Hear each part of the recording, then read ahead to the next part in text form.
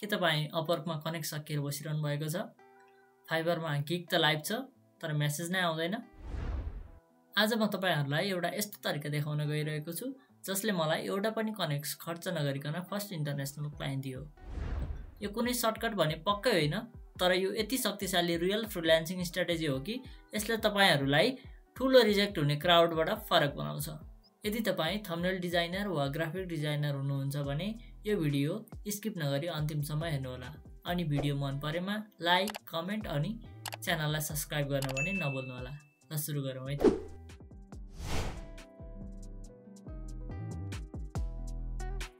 नमस्कार साथीहरु, स्वागत छ मेरो च्यानल एसपीडी डिजाइन्समा। आज म ग्राफिक डिजाइन, थम्बनेल डिजाइन, फ्रीलान्सिङ र रियल एक्सपिरियन्स शेयर गर्दै छु।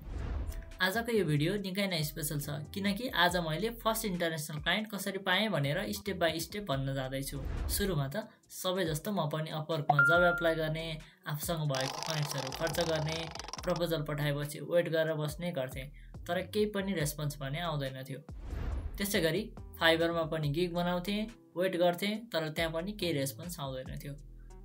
यस्तो हुँदा मैले के रियलाइज गरे भने if I do the same thing as everyone I will get the same result as everyone। त्यसपछि मैले आफ्नो एप्रोच चेन्ज गरेँ। मसँग क्लाइन्ट खोज्ने अरु कुनै तरिका नै थिएन, त्यसैले मैले अपवर्क र फाइबरमा नै अलि फरक तरिकाले क्लाइन्टहरु खोज्न सुरु गरेँ। अपवर्कमा धेरै क्लाइन्टहरुले आफ्नो च्यानल नेम वा च्यानल लिंक प्रोवाइड गरेको देखेँ अनि उहाँहरुको च्यानललाई भिजिट गरेर एकदम न विक थम्बनेललाई रिडिजाइन गरेँ। फाइबरमा झन् इन्ट्रेस्टिङ मेथड युज गरेँ। मैले अरु टप सेलरहरुले गरेको काम हेर्थे, उनीहरुले बनाएको थम्बनेल्सहरु गुगलमा सर्च इमेज प्रयोग गरेर खोज्थे। त्यसबाट म actual video, actual YouTube channel र रियल क्लाइन्टसम्म पुग्थे। अनि same process, thumbnail design, professional email draft अनि सेन्ड। च्यानलको अबाउट सेक्सनबाट मैले उहाँहरुको मेल त लिगेँ, तर मैले इमेलमा सिधै काम भने माग्थिन। उहाँहरुलाई मैले थम्बनेल डिजाइन गर्दिएको छु, एबी टेस्टिङ गरेर रिजल्ट देख्न सक्नुहुन्छ र यदि मन परेमा मलाई कन्ट्याक्ट गरेर थप थम्बनेल डिजाइनको लागि अर्डर दिन सक्नुहुन्छ भनेर करिब 10-15 वटा मेल गरेँ। धेरै दिनको पर्खाइपछि फाइनली एउटा रिप्लाई आयो। क्लाइन्टलाई मेरो काम एकदम नै मन परेको रहेछ and he wants to work with me. अनि मैले पनि प्रोफेसनल देखिने खालको प्रपोजल क्लाइन्टलाई पठाएँ, जुनमा मैले project details, number of thumbnails, time frame, price अनि कम्युनिकेसन प्रोसेस सबै क्लियरली मेन्सन गरेको थिएँ। The client was satisfied and accepted the offer without any hesitation. He sent me an invite on Upwork. सबैभन्दा important कुरा के थियो भने I got the clients without spending any connects.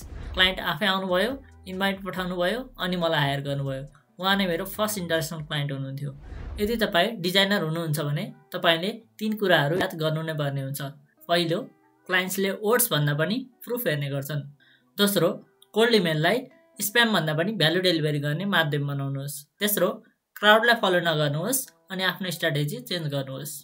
यदि मैले थम्बनेल डिजाइन गरेर इन्टरनेशनल क्लाइन्ट पाउन सक्छु भने तपाईले पनि अवश्य नै सक्नुहुन्छ। तपाईसँग स्किल छ भने राइट एप्रोच युज गर्नुस्, तपाईले स्योर इन्टरनेशनल क्लाइन्ट पाउनुहुन्छ। यदि तपाईलाई आजको भिडियो मन पर्यो भने भिडियोमा लाइक अनि च्यानल सब्स्क्राइब गर्नुहोस्। साथै अब कस्तो भिडियो देख्न चाहनुहुन्छ कमेन्ट गर्नुहोस्। Thanks for watching. I will catch you on the next one.